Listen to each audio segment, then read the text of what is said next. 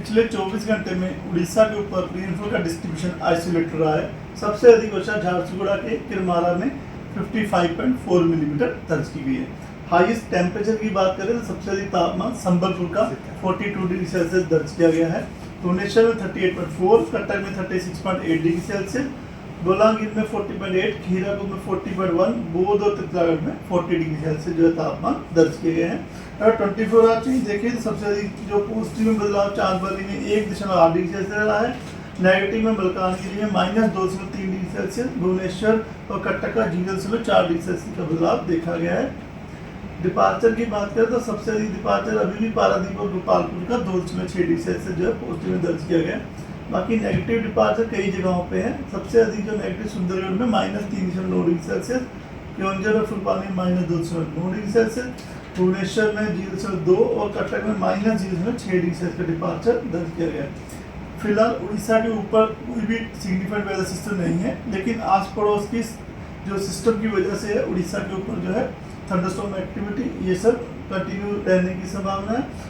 एक जो हमारे नॉर्थ में जो सिस्टम है उसमें एक ईस्ट वेस्ट तरफ है जो कि साइक्लोनिक सर्कुलेशन जो सेंट्रल पाकिस्तान के है वहाँ से नॉर्थ बांग्लादेश के ऊपर आ रही है, जो कि समुद्र से 1.5 किलोमीटर ऊंचाई पर होती हुई आ रही है और राजस्थान, उत्तर राजस्थान, साउथ हरियाणा, साउथ उत्तर प्रदेश, बिहार और सब हिमालयन वेस्ट बंगाल के अक्रॉस होता हुआ जा रही है ये ट्रफ। तो इसकी वजह से जो सुंदरगढ़, केवंझर, मयूरभंज इन जगहों पे जो है वार्निंग दी गई है। आइसोलेटेड थंडरस्टॉर्म विद लाइटनिंग हो सकती है और gusty service speed 30 to 40 km रहने की संभावना है। अन्य स्थानों में साउथ में नवरंगपुर, कोरापुट, मलकानगिरी, रायगढ़, गजपति इन स्थानों पर भी येलो वार्निंग दी गई है। अगर बारिश की बात करें तो लाइट टू मॉडरेट रेनफॉल हो सकती है, जिसमें कोस्टल उड़ीसा और कंधमाल, कालाहांडी, नवरंगपुर, कोरापुट, रायगढ़, मलकानगिरी, ऊपर मयूरभंज, केवंझर, सुंदरगढ़ ये सब डिस्ट्रिक्ट में आइसोलेटेड रेनफॉल होने की संभावना है। इसी प्रकार 21 तारीख की बात करें तो 21 तारीख में जो साउथ उड़ीसा में स्कैटर्ड रेनफॉल रहने की संभावना है, नॉर्थ उड़ीसा में आइसोलेटेड रेनफॉल डिस्ट्रीब्यूशन रह सकता है। और वार्निंग की बात करें तो gusty service speed 30 to 40 km रह सकती है।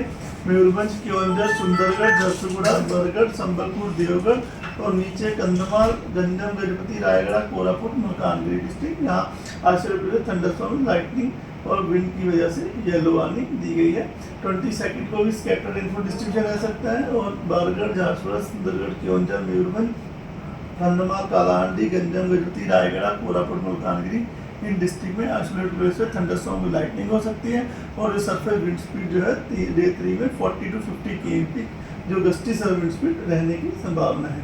इस बार 23 को भी जो है मयूरभंज, केवंझर, गंजम, गजपति, रायगढ़, कोरापुट, मलकानगिरी में वार्निंग दी गई येलो वार्निंग। और डे 5 में भी सुंदरगढ़, मयूरभंज, केवंझर, गंजम, गजपति, रायगढ़, कलाहांडी, कंधमाल, नवरंगपुर, कोरापुट, मलकानगिरी इनमें जो है थंडरस्टॉर्म लाइटनिंग हो सकती है एक दो स्थानों पे। गस्टी सर्विस 40 to 50 km रहने की संभावना है।